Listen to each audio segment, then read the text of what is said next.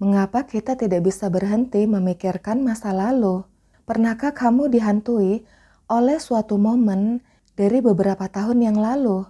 Misalnya, sesuatu yang buruk yang kamu katakan atau sesuatu yang kamu sesali, perasaan bersalah, atau apapun itu. Hal itu tiba-tiba muncul dalam pikiran kamu, bahkan terasa menghantui kamu. Kamu nggak sendirian. Faktanya, ada alasan mengapa otak kita menolak untuk melupakannya.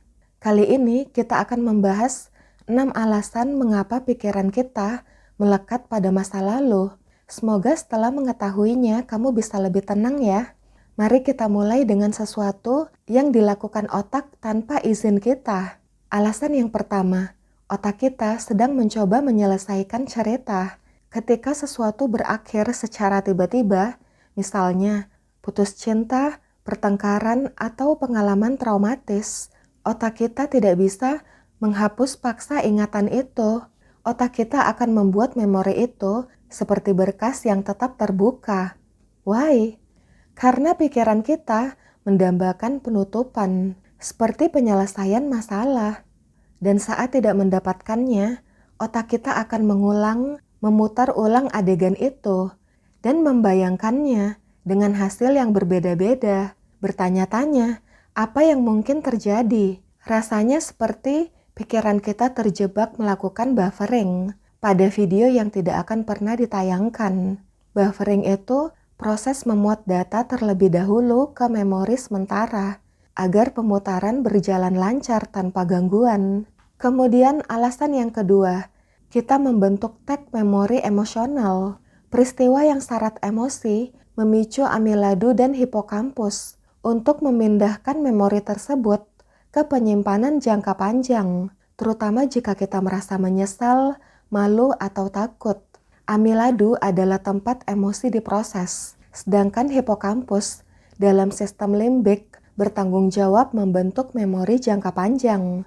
Untuk menghapus memori sepenuhnya, amiladu dan hipokampus mesti dihilangkan. Kenangan atau memori emosional itu tidak hanya disimpan, tapi kenangan itu akan tertanam di dalam neuron, sel saraf otak. Sebenarnya otak kita selalu berusaha melindungi kita. Otak terus mengingatkan kita seperti, "Hei, ingat ini," supaya jangan terjadi lagi. Kemudian, alasan yang ketiga, merenung atau melamun tentang kenangan itu akan memberi otak kamu rasa kendali yang palsu. Kalau kita berpikir obsesif tentang apa yang terjadi, apa yang seharusnya kita katakan, atau apa yang seharusnya kita lakukan, terasa seperti kita sedang memecahkan sesuatu. Kalau salah langkah, kita bisa terjebak dalam perangkap kognitif.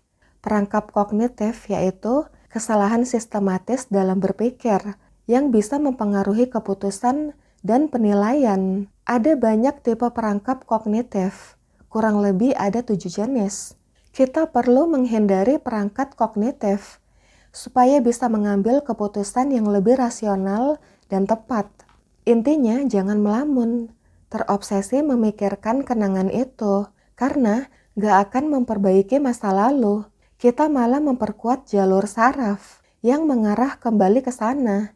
Semakin dipikirin, semakin mudah kita memikirkannya lagi. Kemudian alasan yang keempat, ada sistem penghargaan yang secara tidak sadar sedang kita berikan.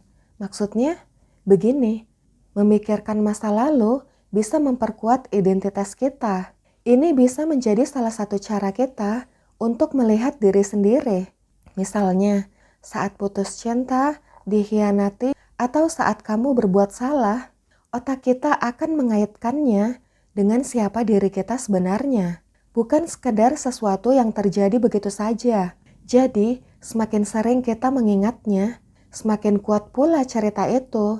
Sekalipun itu menyakiti kamu, itu sudah biasa. Lama-lama kamu akan menormalisasinya, karena otak kita menyukai hal-hal yang familiar. Kemudian, alasan yang kelima, masa kini yang belum cukup bermakna bagi otak kita. Kalau masa kini kita tidak cukup menarik, misalnya gak ada kegembiraan, tantangan, atau koneksi, otak kita akan mundur untuk mencari makna, nostalgia, penyesalan, bahkan rasa sakit. Itu cara otak kita untuk merasakan sesuatu. Ini bisa diakali dengan cara misalnya, kita harus mulai memberi pikiran kita sesuatu yang baru, experience baru, bisa pengetahuan baru, hobi baru, atau pengalaman baru yang positif dan tidak membebani kamu tentunya.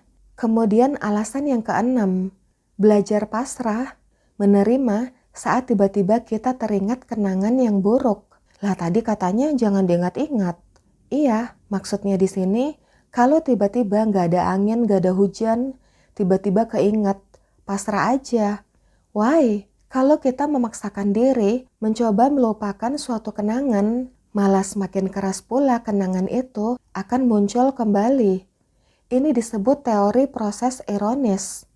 Kok bisa? Karena otak kita berpikir kenangan itu pasti penting. Jadi otak kita akan menyimpannya lebih dalam lagi. Jadi kalau misalnya kamu, kok gue nggak bisa berhenti mikirin itu sih? Itu normal guys, wajar. Otak kita belum menyelesaikan loopnya, putarannya. Oke guys, sekian dulu video kali ini. Thanks for watching. Ditunggu subscribe-nya ya. See you next time.